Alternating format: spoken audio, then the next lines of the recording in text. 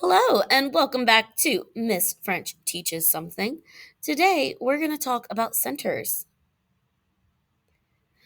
So, today's lesson is mostly for teachers, but parents, you're more than welcome to stick around because at the end, I am going to share some resources that can help you with your students at home. The reason why I'm making this video is to show how to set up and manage centers in the classroom. By the end of this lesson, you'll know how to set up the centers, how to manage the centers, and I'll give you an idea of where to find some really good reading materials. So let's talk about setting up. First of all, there's grouping. There's the heterogeneous groups and the homogeneous groups. The first one, heterogeneous groups, is what I use in my classroom. It is where you get a mix of all types of students in one group, your highs, your mediums, and your lows. And the reason why I prefer this way is because sometimes my higher kids can explain things better than I can. Um, Sometimes children explain better than adults. Uh, so that's why I prefer the heterogeneous groups. Homogeneous groups is where you've got a group of kids who are all on the same level. And a positive of that one is that you know that all those kids are working on the same skill set. Uh, and there's no better way to group your kids. They both have their pros and cons. It's whatever you feel works best in your class. And my rule of thumb is no more than five in a group. Uh, Honestly, five is even pushing it. Uh, this is because they start to lose equity of voice. Some of your kids will fade into the background while others will step up and really take the lead. So it's good to have those kids in smaller group sizes. As for the skills, I like to have four centers going in my class. In math, that is the current skill. For example, in this unit, we're working on subtraction. So one of my centers is subtraction. I like to have a review skill. Last unit was addition, so one of my centers is addition. And then fluency, which is in kindergarten, subitizing, understanding those numbers, what the numbers look like, recognizing them quickly, building on into addition and subtraction facts. Uh, Technology, I love to have a technology center. That can be they're working on iExcel, iReady, Imagine Math, whatever it is, whatever program you use at your school for math. That's where they get that reinforcement. In reading, I like to have a phonics center, a phonological awareness center, a center where they're working with books. They're in a library, they have books in their hand, and usually in kindergarten, since they're not really at the reading stage yet, this looks like a letter hunt. Here's your book. Find all of the words that you can find that start with this week's letter.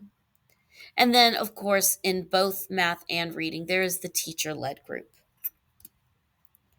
Now, when I go to manage my centers, I start with really strong introductions. I like to start off with the whole group, small group method. This is where the whole group, the whole class, and I work on the same small group together until they have the understanding of it down pat. This way, when they're asked to do it in a small group, they understand how to do it. They can be independent with it. They don't need me to guide them or to hover. And then repeat, repeat, repeat. Do it until it's perfect. If you want to do rotations, hey, 15 minutes are up, let's switch seats. You go to that center and you guys go to that center. Practice it. Do it until it is perfect. Hey, you guys were a little too loud there. Let's reset, try again. And then always post expectations. Students should never have to guess how they should behave. Always have your expectations posted for them somewhere.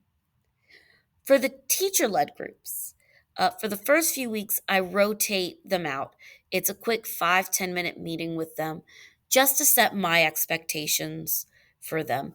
When I'm at this table with you guys, my time is valued. I value my time with you.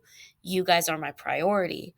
The rest of the class is not allowed to come bother me unless there is an emergency happening, because right now my focus is on helping the students in front of me where they need me. And it's important that the students understand that that time at your table is sacred. So really having those first few weeks where it's 5-10 minutes of just setting expectations. We're going to do a little quick exercise, a little quick short drill while we're in our group together, but really I'm setting my expectations. Document, document, document. Document who you met with, when you met with them, how long you met with them, what skills you worked on, and any notes that you have. So and so was really struggling with this skill. Maybe I need to bump them down a level. Or so and so was really just flying through this skill. I might want to bump them up and challenge them. So document those, take those notes, and then make time for everybody. Just because they're a higher student doesn't mean that they need to be stuck on the back burner, because they're fine. They can manage for themselves, because the skill that we're introducing might be a skill that they struggle with. Don't let them fall through those gaps. Find a way to enrich them and push them. Make sure you are making time for everybody in your class. And then lastly, accountability. A lot of times, teachers' fear for centers is that it is going to become a full out riot. It's going to become playtime, socialization time. Hold them accountable. Give them an accountability sheet. Uh, have them prove to you that they learned something, that that time was valuable for them. And if it wasn't, maybe you need to adjust the rigor in your centers, make it so it wasn't boring for them. But make sure that they are being held accountable for their learning with accountability sheets. Record, document what you learned about. Save some time at the end for a celebration. Hey, let's celebrate our learning. What did you guys learn about? What was your really great aha moment? Because this is where someone might share a way that they thought about a subject that the other kids might not have thought about. Hey, I was having trouble with this concept, but so and so explained it this way, and now I get it. And that's really valuable, because as a teacher, you can take that and learn from it. Maybe I need to explain things like that from now on. Or maybe that was something everybody needed to hear, and now they understand something a little better. So have those celebrations, have those learning talks, and then always keep it fresh. Change it up. Uh, the kids are going to get bored of the centers within a couple weeks. Um, don't let them get bored with it. Change it out. Put something new on. Um, because if they get bored, they will stop learning.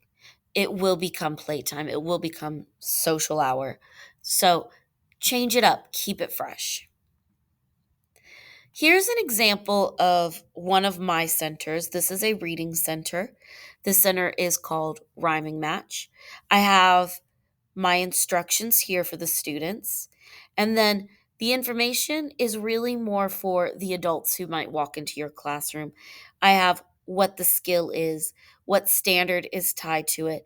And then at our school, we do Wicker. And so I also included what Wicker strategies are used in this center. And then I will show you where I get these centers from. This is where I get most of my reading centers. It is a website called FCRR, Florida Center for Reading Research, and it goes all the way up to fifth grade. And it also includes some centers for our ELL students. If you scan this QR code here, it will take you to the FCRR page. I'm going to switch over to that page. So on this page, I'm on the kindergarten first grade because that's my wheelhouse. It has phonological awareness skills, phonics, fluency, vocabulary, comprehension, whatever it is your kids are struggling with, it's here. So I go to phonological awareness. Hey, my kids are struggling with rhyming. So I'm going to go to my Rhyme House game here. And what I love about this website is that it tells you it's a phonological awareness center. Here's the title of it, or here's the skill they're working on, the title, the objectives, the materials, and the activity instructions. And it gives you a picture of what it should look like. It gives you everything you need. I highly suggest laminating everything you make. Um, what I also love about it is if you've got a picture you don't know what it's for, or what the picture is, like this picture here confused me when I first saw it. It'll tell you at the bottom this is a picture of fog. Fog. So it's a really great website for anything and everything you might need to create that reading center. All you have to do is print it out, laminate it, cut it out. It is in black and white. I like to go back and color mine. Coloring is a great stress reliever. So feel free to take them home, color them while you're watching some TV, then laminate them, cut them out, and boom, you've got a great center that is research based. Parents, this is the strategy for you, or this is the resource for you if you're at home and you know that your teacher said, hey, my kid is struggling with this skill. Here you go. This is a great resource. You can print these out, cut them out, have the kids work on this at home and practice it. Thank you so much for joining me. I really appreciate you taking the time to view these videos every day. Next time, I'm going to talk a little bit about comprehension and what that can look like. So, thank you all once again for joining me. I hope you have a great day.